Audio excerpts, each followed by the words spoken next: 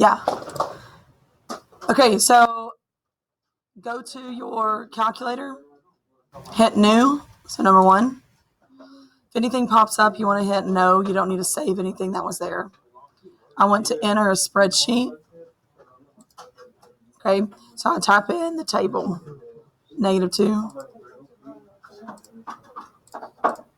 I type in the 1. This is me having a 3 points.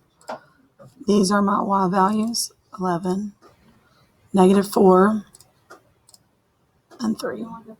Okay, so you want to label up here by the A that's my x values and that these are my y values. Okay, now this blue box right here, you want to make sure it's in an open area. Always try to make sure it's on the top line and an open space. Then I'm going to hit menu. I want to do a statistic, so number 4, calculate number 1, and then you go scroll down or hit the number 6 because we're looking at quadratics. Now it's asking where is the list of all the x's. Well, I labeled it x. Where's all the y's? I labeled it y. After you do that, you can hit OK. And what will happen is you will see your A, your B, and your C.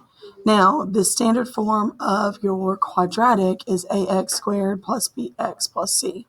So this is going to be attached to x squared. This one's going to be attached to your x, and then this is your constant. Okay.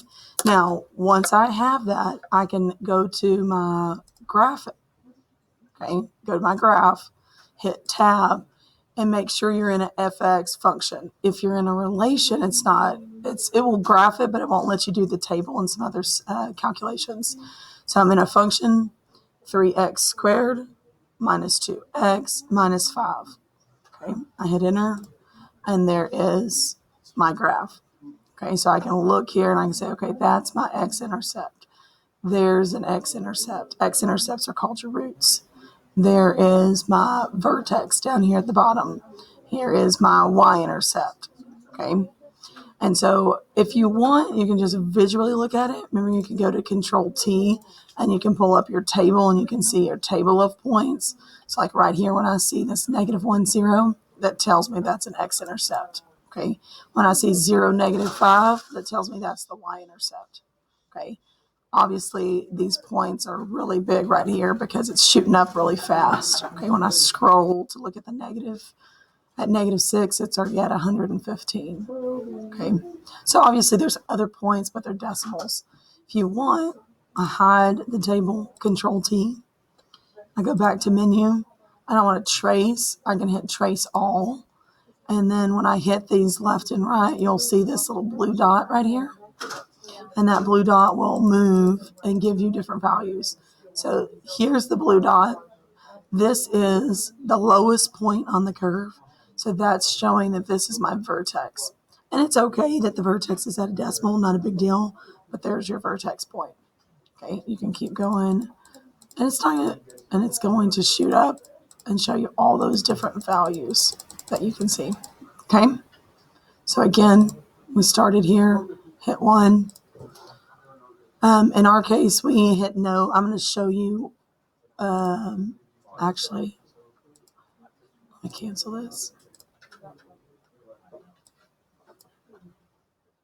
Well, unsaved. Okay, there we go. Here are my X's that I entered in. Here are my Y's that I entered in. I labeled it X. I labeled it Y. When I went through the steps of menu 4, 1, 6, put X here, put Y here.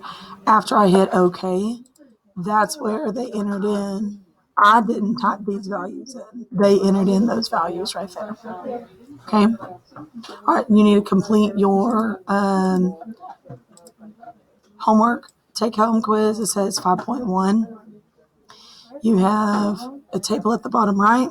You flip it over. You have another table at the bottom right. Use that table to get the equation and then answer the next answers after this. Okay.